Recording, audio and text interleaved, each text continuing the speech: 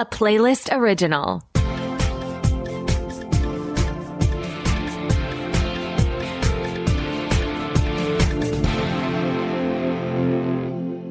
Welcome to the Pilot Podcast, where we review the pilot episodes of TV shows to answer your question, should I watch this? My name is Mitu. And my name is BJ. And this week, we're watching Ironheart on Disney+. So stay tuned to find out what Mitu would name her AI assistant. Ooh, okay. And that is positing a world where I have one. Dream big. Until then, why don't you let us know what happens in Ironheart? Sure. Following the events of Black Panther Wakanda Forever, MIT student Riri Williams, played by Dominique Thorne, returns home to Chicago, where she becomes entangled with the enigmatic Parker Robbins, or the Hood, and discovers secrets that pit technology against magic, setting her on a path of danger and adventure. So right off the bat, I think this one enters the canon of MCU shows that are so entertaining just on their own. So if you have the context of all the Marvel things, great. But if you don't, this is also great. I felt similarly watching this as I did to when I watched Miss Marvel and even WandaVision, where I did not remember or even know a lot of the things that they were referencing, but I was just so into the story itself. I agree. They do a lot of callbacks to the Black Panther Wakanda Forever movie, some things that happened in different MCU movies like Avengers, Age of Ultron, and other things with Tony Stark. But you don't need any of that. They're like little hints and references, yet this story stands on its own. And I think one thing that helps it stand on its own is all the non-superhero related character building that we have for her. This neighborhood is such a character on its own, and all of the people in it and the way that she feels about returning home, really being made to return home. And she does it in some sense of style.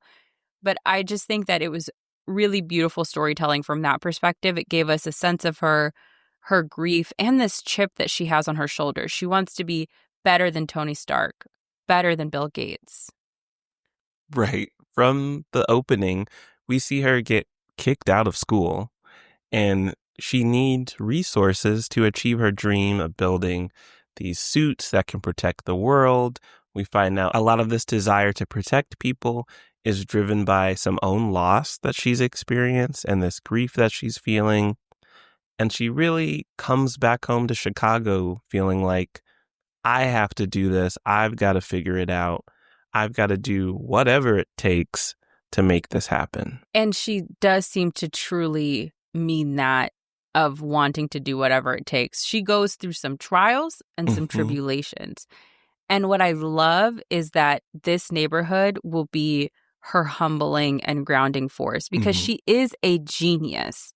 But she's a genius in a specific way, and maybe not doing the best job right now of caring for herself, of listening to her heart, of trying to connect with the people around her. And so we're already seeing some of the cracks in the armor, if you will, of how she would benefit from growing. I love, for example, the way that she literally crashed into her neighborhood and this little boy roasting her. That's a good point. And I never thought of it that way in terms of where her genius can be applied. Yeah. She's great at engineering, computer science, material science, probably, aerodynamics, all of this stuff. But then when it comes to her own emotions, maybe she's in denial, or maybe she doesn't fully understand what she's going through. But you have someone like her mother, Ronnie Williams, played by Angie White, who's clearly like, I see my daughter in distress. Like, this is clear to me. I don't need an advanced degree. And we see this in her interactions with her mom's best friend, played by the icon Cree Summers. I love that her mom knew before she had a chance to tell her about her sort of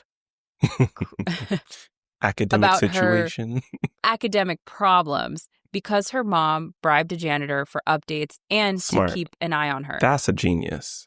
That's where she That's a got it from. genius.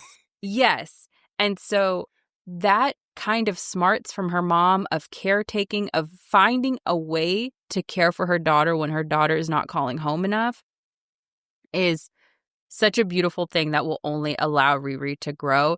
Even we know that she kind of looks down on, and it's some great foreshadowing for what's coming with the hood, on the woo-woo, like her mom and her best friend talking about crystals and talking about saging. And it's clear that Riri is looking down on these things. And I think that even if she's not moved on some of these more woo-woo and out there things, she will grow. And speaking of those things, in the neighborhood, we're seeing how she's bringing in her tech expertise, but we are getting hints of magic, things beyond the science that we know. And we've seen that in the MCU, but not with Riri in her previous appearances. So how do you feel about this combination of like an Iron Man-esque suit and then someone with the mystical arts? I think it'll be really interesting because, I mean, it is really, what is the phrase, like putting a hat on a hat? Because we already have her being this such left brain, logical, math, tech person, and her having to process understanding how to care for herself, understanding how to care for her grief. And that is almost like the technology versus magic fight. But then there is literally a brewing technology versus magic fight. Though what I will say about the coming magic is I did not find the hood to be an intimidating figure. Anthony Ramos in that like Dungeons and Dragons cape, it just did not scare me. Maybe I also haven't seen him in action yet. That's what I was going to say. We haven't seen the hood do much yet. Yeah. We get a glimpse at his crew. They like to steal. They need a tech person, and Riri seems like a good fit. But we haven't actually seen the hood do his special stuff. So maybe let's give him a chance. Or maybe they should have done that from the start. That's another valid point for a pilot episode. If he's going to be a main character, he should pique our interest. Yes, I wish I had seen just a little bippity boppity something from his character. I think that would have helped me understand him more as a villain.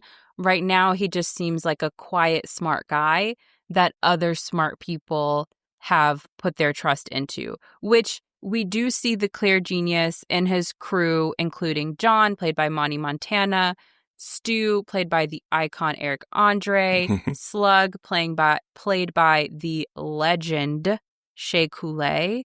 So we know that these very smart people trust this man to be around him, which means he either has manipulated them well or brought them along on his crime journey, and they trust that he's smart enough, magical enough, whatever, to bring them whatever it is that they need. John, even when trying to recruit Riri to the crew, says, you know, we're all free thinkers. Like, you need to join a group of free thinkers like us. So clearly, the hood has them wrapped around his finger or his cape. I just would have loved to have seen, like, even just one little spell or something, however it works with the hood. Yeah. To see what's possible there. A spell, maybe just let us know what has he offered these people that convinced them to work with him. We just get the impression that he's influential and he's a little too mysterious.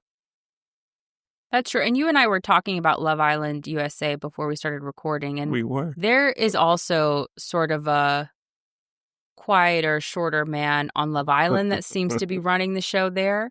So it's certainly possible. I've seen it happen in real life. Wow. I just would love in the telling of this show to your point, even if it's not a power, is it like he knows that he can get them this many $1 billion or this really cool thing or this crystal, because there was a lot of discussion of crystals. So That's is true. it the stones or whatever? Is that still happening? Are they still doing the stones? The in Infinity the MCU? Stones? I think we're done with those. We've put them away. Yeah. They're playing Moncala with the stones.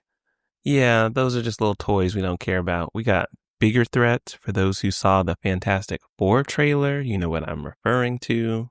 Uh-oh. Clearly not all of us have seen it yet. I've seen the trailer. I watched the NBA Finals, so that trailer was all over it. Do I remember the villain introduced? I'm not sure.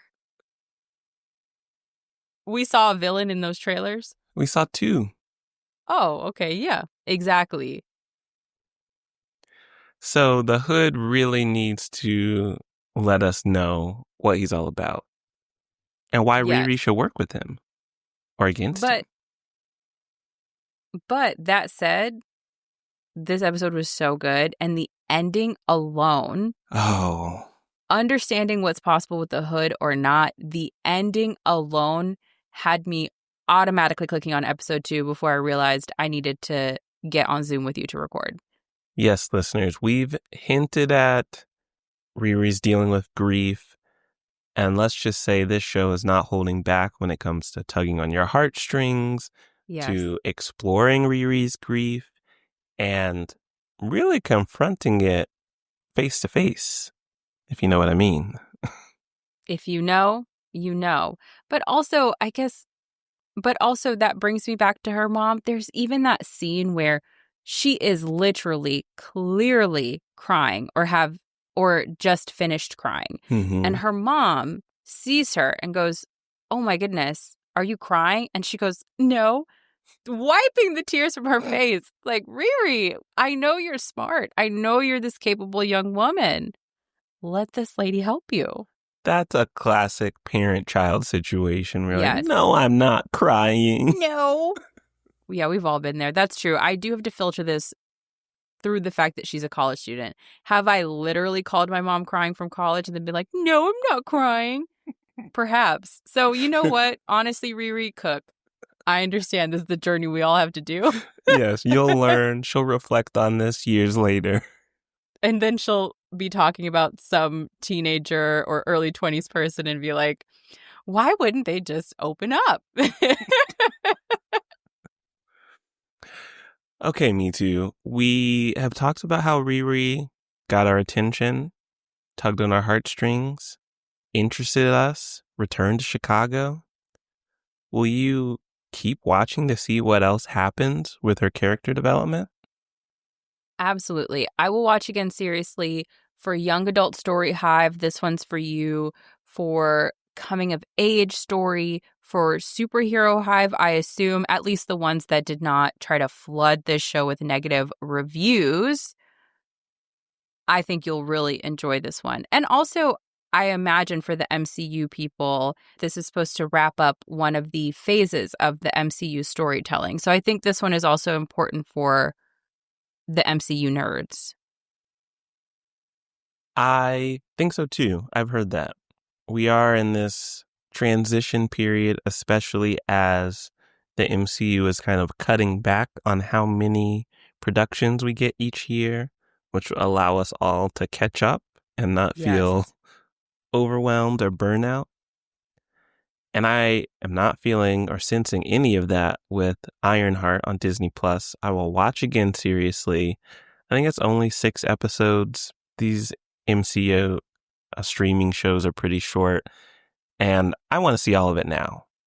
Yeah, I'm going to finish this over the long weekend. Ooh.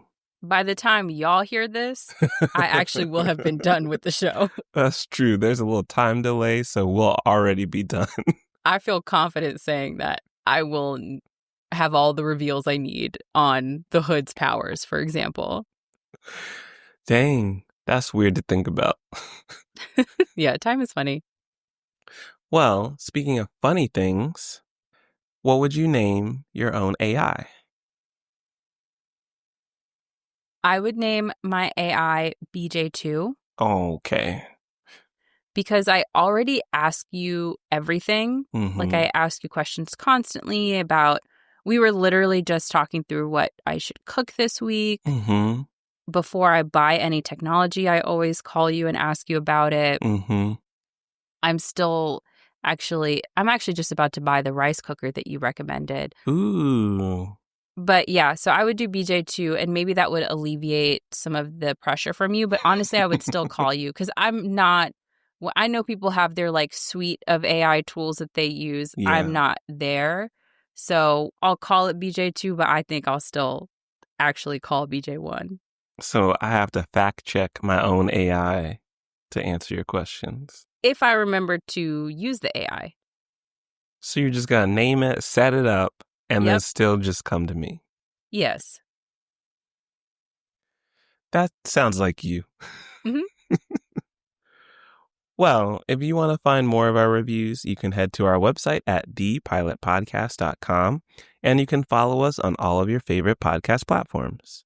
You can also follow us on social media at The Pilot Pod, and you can send thoughts, feelings, what you would name your fancy AI assistant, and show recommendations, because every other week, just like this one, we do a show recommended by you, our wonderful listeners, to askthepilotpodcast@gmail.com. Thanks for listening. Bye.